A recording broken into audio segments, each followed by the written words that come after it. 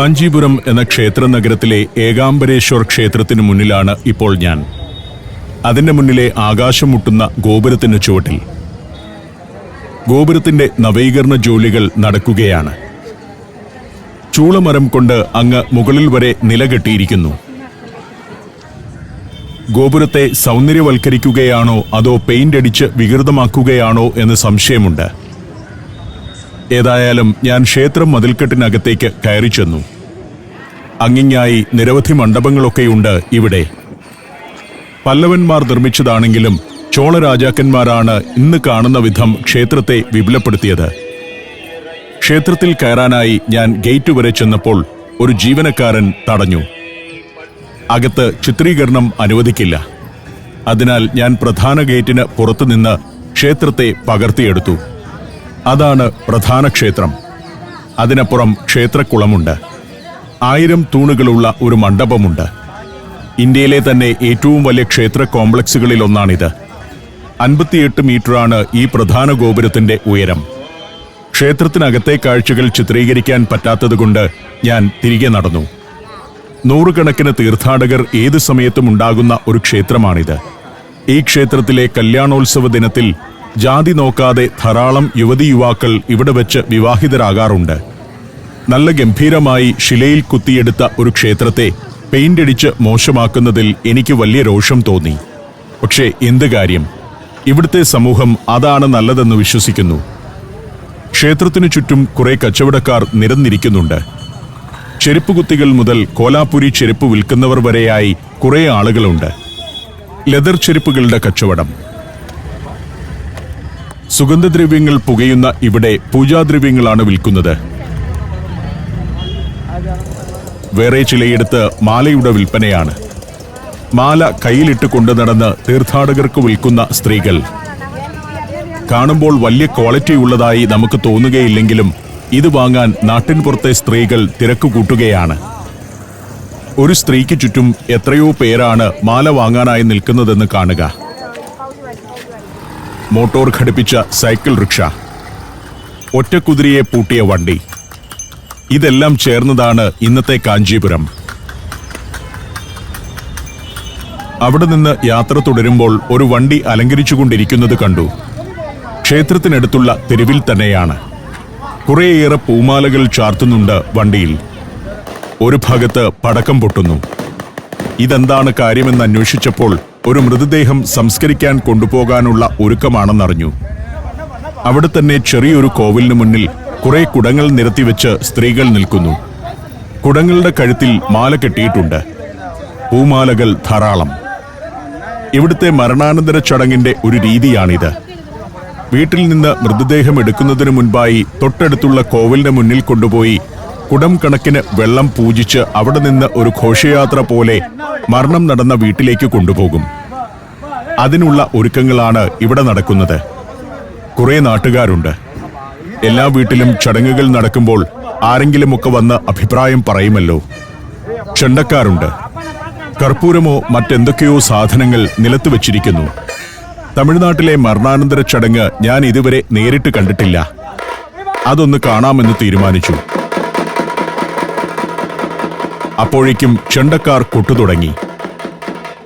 ആരൊക്കെയോ വെള്ളം തളിക്കുന്നു, കർപ്പൂരം കത്തിക്കുന്നു, പൂത്താലം എടുക്കുന്നു. പിന്നെ ഓരോരോ കുടങ്ങളായി സ്ത്രീകൾ ഓരോരുത്തർ എളിയിലേക്ക് എടുത്തു വയ്ക്കുന്നു. ഇവർ ഒരു ഘോഷയാത്ര പോലെ മരിച്ചയാളുടെ വീട്ടിലേക്ക് പോവുകയാണ്. ഇതൊക്കെ ചടങ്ങിന്റെ ഭാഗമാണ്. സ്ത്രീകൾ നടന്നു തുടങ്ങിയപ്പോഴാണ് ഒരാൾ കുടം തലയിൽ വെക്കണമെന്ന് നിർദ്ദേശിക്കുന്നത്. അങ്ങനെ വേണമത്രേ കൊണ്ടുപോകാൻ. എളിയിൽ വെച്ചാൽ പോരാ. അയാൾ തന്നെ കുടങ്ങൾ എല്ലാവരുടെയും തലയിൽ വെപ്പിക്കുന്നു. നാട്ടിലെ കാര്യദർശി സ്ഥാനം സ്വയം ഏറ്റെടുത്തതുപോലെ. ഏതായാലും ആ വീട് വരെ പോകാമെന്ന് ഞാനും തീരുമാനിച്ചു. എന്താണ് അവിടെ നടക്കുന്നതെന്നറിയണമല്ലോ. കാഞ്ചീപുരത്തിന്റെ ഒരു ഇടത്തെരുവിലൂടെ ആ ഘോഷയാത്ര നീങ്ങുകയാണ്. അവരിൽ ഒരാളായി ഞാനും നടന്നു. ഹിന്ദുക്കളിലെ ബ്രാഹ്മണർ, വണ്ണിയാർ, നായിക്കർ, പള്ളാർ, മുതലിയാർ, ചെട്ടിയാർ, കൈക്കോലർ തുടങ്ങി വിവിധ ജാതിക്കാരുണ്ട് കാഞ്ചീപുരത്ത്. ബ്രാഹ്മണർ ഒഴികെ മിക്കവരുടെയും മരണാനന്തര ചടങ്ങുകൾ ഏതാണ്ട് സമാനമാണ്. മരണം ഒരു ആഘോഷം പോലെയാണ് ഇവർക്ക്. പാട്ടുപാടി ചെണ്ടകൊട്ടി നൃത്തം ചെയ്ത് ആളുകൾ ശവമഞ്ചത്തെ അനുഗമിക്കും. പുരുഷന്മാർ ചെണ്ടകൊട്ടി വലിയ ആഘോഷത്തോടെ പോകുമ്പോൾ സ്ത്രീകൾ വീട്ടിലിരുന്ന് കരയുക എന്നുള്ളതാണ് ഇവരുടെ രീതി. മൃതഘോഷയാത്ര പോകുന്ന വഴിക്ക് ഇടയ്ക്കിടയ്ക്കെല്ലാം പടക്കം പൊട്ടിച്ചുകൊണ്ടിരിക്കും. ചെണ്ടക്കാരുണ്ട്, പടക്കം പൊട്ടിക്കാൻ ആളുണ്ട്. അതൊക്കെ ഇവിടുത്തെ മരണാനന്തര ചടങ്ങ് നടത്തിപ്പുമായി ബന്ധപ്പെട്ട തൊഴിലുകൾ തന്നെയാണ്. ഒരു വീടിന് മുറ്റത്ത് തുണിപ്പന്തലിട്ടിരിക്കുന്നു. അവിടെ നിന്ന് ചെണ്ടക്കാർ കൊട്ടു തുടങ്ങി. ഉപ്പേരിയും തെരുവെന്നാണ് ഇവിടം അറിയപ്പെടുന്നത്. ഈ തെരുവിലെ കെ വരദൻ നായ്ക്കർ എന്നയാളാണ് മരിച്ചത്. 102 വയസ്സായിരുന്നു അദ്ദേഹത്തിന്. ഇന്നലെ, അതായത് 2025 ജൂൺ 13-നാണ് അദ്ദേഹം മരിച്ചത്. ഇവിടുത്തെ ചടങ്ങുകൾക്ക് ശേഷം ഇനി മൃതദേഹം വെള്ളാങ്കൻകുഴിയിലെ ശ്മശാനത്തിലേക്ക് കൊണ്ടുപോകും. വീടിന്റെ മുറ്റത്ത് 4 കസേരകളിലായി ഓലത്തടുക്ക് വിരിച്ച ഒരു മഞ്ചലുണ്ട്. ഇതാണ് ശവമഞ്ചം. ഇതിൽ കിടത്തിയാണ് മൃതദേഹം കൊണ്ടുപോവുക. വീടിന് മുന്നിൽ നല്ല തിരക്കാണ്. അതിനിടയ്ക്ക് ഇടിച്ചു കയറി ഷൂട്ട് ചെയ്താൽ അവർക്ക് ഇഷ്ടമാകുമോ എന്ന് പേടിയുള്ളതുകൊണ്ട് ഞാൻ അല്പം മാറി നിന്നു. ബന്ധുക്കൾ അന്ത്യോപചാരമർപ്പിക്കുന്ന സമയമാണിത്. വരദൻ നായ്ക്കരുടെ ശരീരത്തിലെ വസ്ത്രമെല്ലാം മാറ്റി. ഇനി പുതിയ വസ്ത്രം ധരിപ്പിക്കും. തലയിലൊക്കെ കളഭവും ചന്ദനവുമെല്ലാം പുരട്ടും. ശരീരം വൃത്തിയാക്കും. അത് കഴിഞ്ഞ് പുതിയ വസ്ത്രം ധരിപ്പിക്കും. അങ്ങനെയൊക്കെയാണ് ഇത് കൊണ്ടുപോവുക. അതിനു മുൻപായി കുടുംബാംഗങ്ങളും ബന്ധുക്കളും അയൽക്കാരും ഇങ്ങനെ ക്യൂ നിന്ന് അന്ത്യോപചാരമർപ്പിക്കുന്നു. മരിച്ചയാളുടെ ശിരസിൽ തീർത്ഥം പുരട്ടുന്നതാണ് ചടങ്ങ്. കുട്ടികളെ കൊണ്ടെല്ലാം അത് ചെയ്യിക്കുന്നുണ്ട്. നമ്മുടെ നാട്ടിൽ വായ്ക്കരി ഇടുന്നത് പോലെ ഒരു ചടങ്ങ്. ഉപ്പേരിയം തെരുവിലെ പ്രമുഖനായ ഒരു കാർണവറായിരുന്നത്രേ വരദൻ നായ്ക്കർ. ധാരാളം ആളുകൾ അദ്ദേഹത്തിന് അന്ത്യാഞ്ജലി അർപ്പിക്കാനായി വന്നു ചേർന്നിട്ടുണ്ട്. ആ വീടിന്റെ പരിസരത്തെ മതിലിൽ മുഴുവൻ കണ്ണീർ അഞ്ജലി എന്ന തലക്കെട്ടോടെ പോസ്റ്റർ ഒട്ടിച്ചിട്ടുണ്ട്. വരദൻ നായ്ക്കരുടെ ചരമ അറിയിപ്പ്. അടുത്ത വീട്ടുകാർ തിണ്ണയിൽ ഇറങ്ങിയിരുന്ന് മരണാനന്തര ചടങ്ങ് നിരീക്ഷിക്കുന്നു. സ്ത്രീകൾ നിലത്ത് ചമ്രം പടിഞ്ഞിരിപ്പുണ്ട്. മൃതഘോഷയാത്ര കാത്തിരിക്കും പോലെ. ആ ഇടുങ്ങിയ തെരുവിന്റെ 2 വശത്തുമുള്ള വീടിന്റെ തിണ്ണകളിൽ ആളുകൾ അങ്ങനെ ഇരിപ്പുണ്ട്. അല്പം കഴിഞ്ഞപ്പോഴേക്കും വീട്ടിൽ നിന്ന് മൃതദേഹമെടുത്തു. ചെണ്ടക്കാരാണ് മുന്നിൽ വരുന്നത്. അതിന് പിന്നാലെ കുടുംബാംഗങ്ങളും ബന്ധുക്കളും സുഹൃത്തുക്കളും. പിന്നെ മുളമഞ്ചത്തിൽ വെള്ള കച്ച പുതപ്പിച്ച നായ്ക്കരുടെ ദേഹം തോളിലേന്തിയവർ.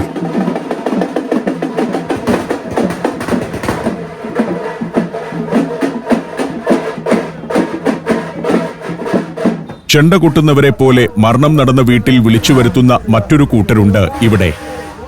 നെഞ്ചത്തടിച്ച് നിലവിളിക്കാനുള്ളവരാണ് അവർ. 60 വയസ്സ് കഴിഞ്ഞ സ്ത്രീകളാണ് സാധാരണയായി ആ തൊഴിലിൽ ഏർപ്പെടുക. ചെന്നൈയിലെ ഒരു മത്സ്യബന്ധന ഗ്രാമത്തിൽ നിന്നുള്ള കൃഷ്ണവേണി എന്ന സ്ത്രീ മരണവീടുകളിലെ നെഞ്ചത്തടിച്ച് കരച്ചിലിലൂടെ പ്രശസ്തയാണിപ്പോൾ.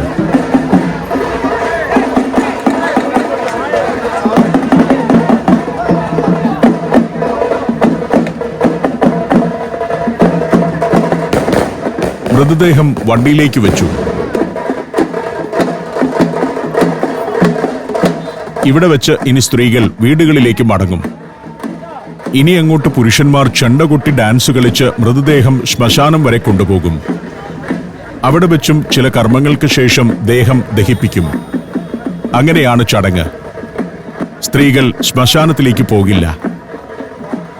ബാൻഡുകാർ മുൻപേ പോകുന്നു. കൈലിമുണ്ടൊക്കെ ഉടുത്ത് തനി നാടൻ ശൈലിയിലാണ്. ആളുകളുടെ ശ്രദ്ധ ആകർഷിക്കാൻ ശബ്ദം വേണമെന്നേയുള്ളൂ. അല്ലാതെ അതിന് പ്രത്യേക യൂണിഫോം വേണമെന്നൊന്നും ഇവർക്കില്ല. മൃതദേഹവുമായി വണ്ടി പയ്യെ നീങ്ങിത്തുടങ്ങി. തമിഴ്നാടിന്റെ ഗ്രാമങ്ങളിലൂടെ പോകുമ്പോൾ ഇത്തരത്തിലുള്ള നിരവധി വണ്ടികൾ വഴിയരികിൽ കിടക്കുന്നത് കാണാം. മൃതഘോഷയാത്രയ്ക്കായി പ്രത്യേകം സജ്ജമാക്കിയ വാഹനങ്ങളാണ്. ഒരു മേൽക്കൂരയും ഉച്ചഭാഷിണിയും എല്ലാം ഉണ്ടാവും അതിൽ.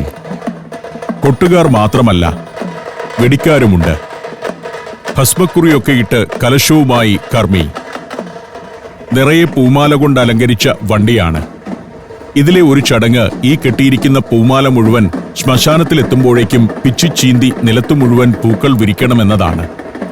എന്തെന്ത് ആചാരങ്ങളാണെന്ന് നമുക്ക് കൗതുകം തോന്നും. ശ്മശാനത്തിൽ ചെല്ലുമ്പോഴേക്കും വണ്ടിയിൽ കെട്ടിയിരിക്കുന്ന പൂമാല മുഴുവൻ പിച്ചിപ്പറിച്ച് നിലത്തെറിഞ്ഞിരിക്കണം.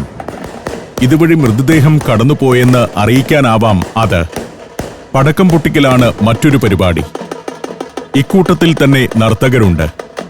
സ്മോൾ അടിച്ച് അല്പം മിനുങ്ങിയവർ. ചെണ്ടകൊട്ടിനൊത്തുള്ള നൃത്തം ഇത്തരം മൃതഘോഷയാത്രയിലെ ഒരു പ്രധാന ചടങ്ങാണ്. അതിന് ചില ആസ്ഥാന നർത്തകരുണ്ട്, കൃത്യമായി നൃത്തം ചെയ്യുന്നവർ. മരിച്ചവരെ സന്തോഷപൂർവ്വം മറ്റൊരു ലോകത്തേക്ക് പറഞ്ഞയക്കുന്നതിന്റെ പ്രതീകമായാണ് ആ നൃത്തം. പൂമാല പിച്ചെറിയുന്നവർ സ്ഥിരം അവരുടെ ജോലി കൃത്യമായി ചെയ്യുന്നുണ്ട്. കുറേയേറെ പൂമാലയുണ്ട് താനും. ശ്മശാനമെത്തും വരെ വിതറാനുള്ള പൂവുണ്ട്.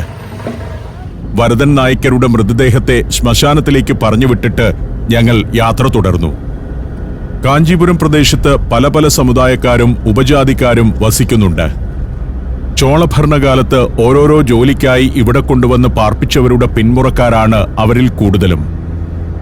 നെയ്ത്തിനും ചെരുപ്പുണ്ടാക്കുന്നതിനും മൺപാത്ര നിർമ്മാണത്തിനും കല്ലുകുത്തിനും കച്ചവടത്തിനുമെല്ലാം പ്രത്യേക സമുദായങ്ങളുണ്ടായിരുന്ന കാലമാണല്ലോ അത്. അവരുടെ വീടുകൾക്ക് പോലുമുണ്ട് ആ വ്യത്യാസം. യാത്ര തുടർന്നു. Albania, Maldives, Georgia, Ethiopia. സഞ്ചാരം വോളിയം നമ്പർ 11.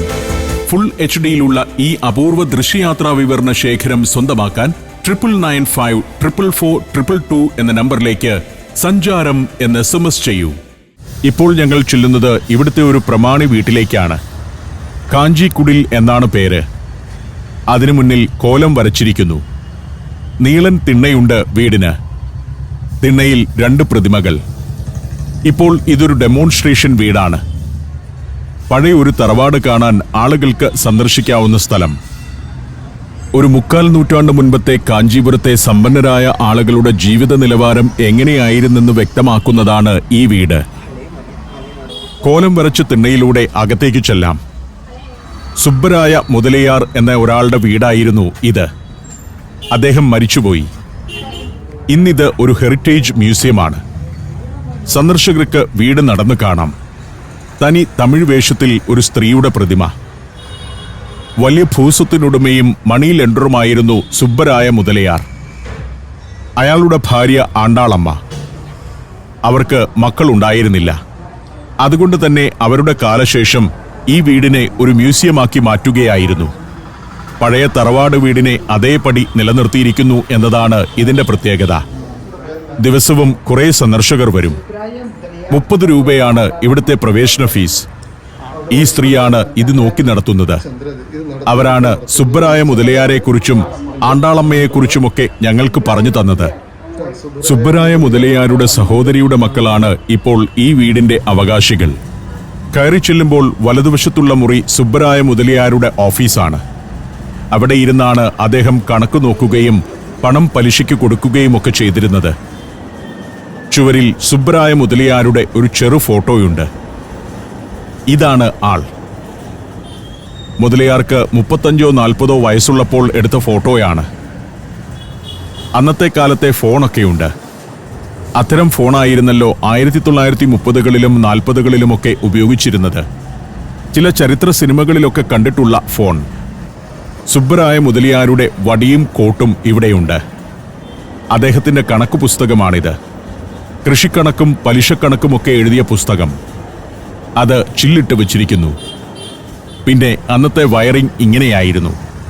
എന്റെ വീട്ടിലൊക്കെ ആദ്യകാലത്ത് ഇത്തരം വയറിംഗ് ആയിരുന്നെന്നത് ഞാൻ ഓർക്കുന്നു. നിലത്ത് പലയിടത്തും കോലം വരച്ചിട്ടുണ്ട്.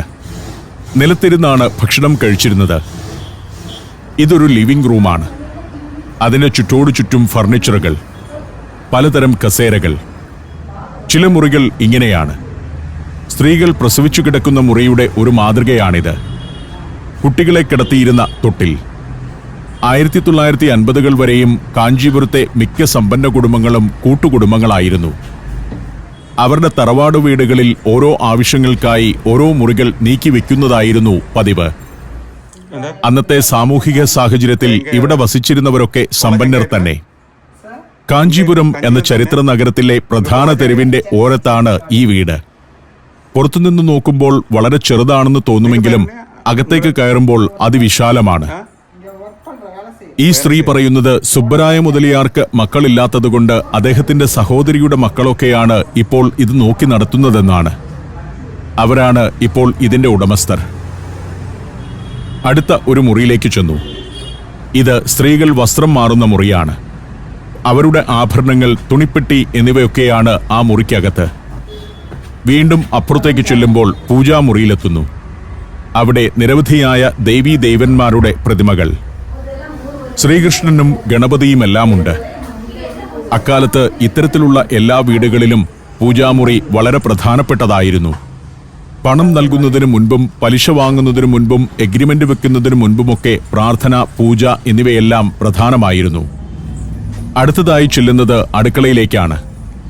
അടുക്കളയിൽ മേൽക്കൂരയിൽ നിന്ന് വെളിച്ചം വീഴുന്ന ഒരു ഭാഗമൊക്കെയുണ്ട്.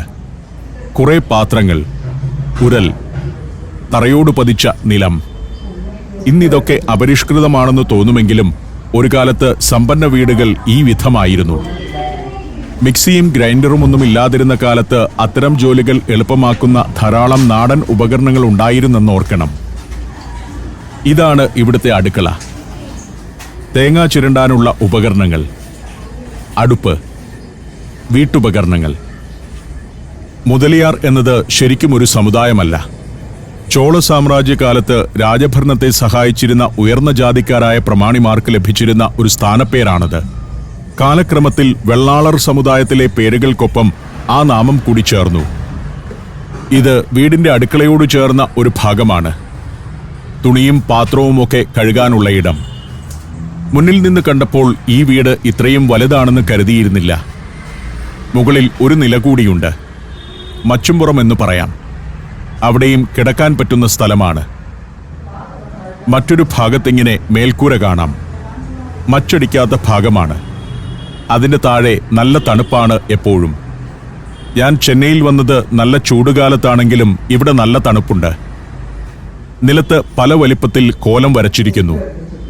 കോലം വരയ്ക്കൽ തമിഴ്നാട്ടിലെ മിക്ക വീട്ടിലും നിർബന്ധമാണ്. ഞങ്ങൾ അവിടെ നിന്ന് ഇറങ്ങാൻ തീരുമാനിച്ചു. ഒരാൾക്ക് 30 രൂപ വെച്ച് 60 രൂപയാണ് എൻട്രൻസ് ഫീസ്. ഒരു ദിവസം 10-40 പേർ വരും. അതിന്റെ തുക കിട്ടും. ഈ സ്ത്രീക്ക് ശമ്പളം കൊടുക്കാനുള്ളതേ എൻട്രൻസ് ഫീസിലൂടെ ലഭിക്കൂ എന്നാണ് എനിക്ക് തോന്നുന്നത്. സ്ത്രീ വീടൊക്കെ അടിച്ചുവാരി വൃത്തിയാക്കിയിടും.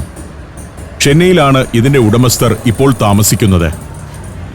ഞാൻ പുറത്തിറങ്ങി. മുറ്റത്ത് കോലം വരച്ചിരിക്കുന്നു. തൊട്ടടുത്തും ഇതുപോലെ ചില വീടുകളുണ്ട്. ഇതിന്റെയും പുറത്തുനിന്ന് നോക്കിയാൽ അഗ്രഹാരത്തിലെ ചെറിയൊരു കെട്ടിടം പോലെയേ ഉള്ളൂ. പക്ഷേ അകം വിശാലമാണ്. ഇങ്ങനെയാണ് മേൽക്കൂര. പാത്തിയോടുകൾ പല അടുക്കുകളായി തിരിച്ചും മറിച്ചും പാകിയിരിക്കുന്നു. ആ തെരുവിൽ അത്തരത്തിലുള്ള ചെറിയ കുറേ വീടുകളുണ്ട്. ഒരു കാലത്ത് ഭേദപ്പെട്ട ജീവിതം നയിച്ചവരുടെ വീടുകളാണെല്ലാം. ഇവിടെയെല്ലാം അത്തരം ധാരാളം വീടുകൾ ഉണ്ടായിരുന്നതാണ്. കാഞ്ചീപുരത്തിന്റെ തെരുവുകളുടെ ഓരങ്ങൾ മുഴുവൻ അഗ്രഹാരം പോലെയുള്ള വീടുകളുടെ കോംപ്ലക്സ് ആണ് പണ്ടുണ്ടായിരുന്നത്.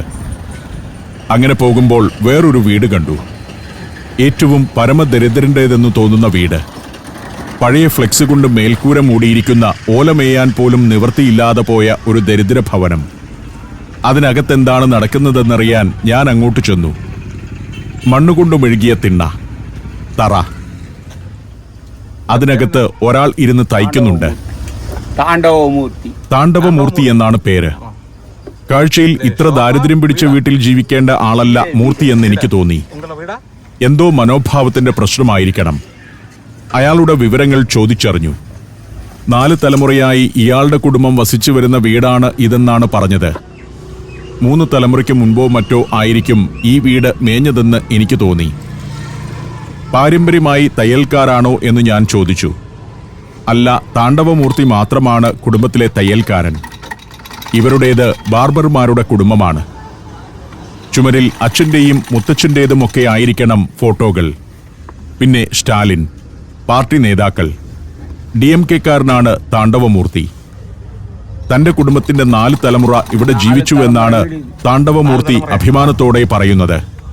പക്ഷേ 4 തലമുറ താമസിച്ചിട്ടും വീട് വൃത്തിയായി ഒന്ന് നന്നാക്കാൻ പറ്റിയിട്ടില്ല.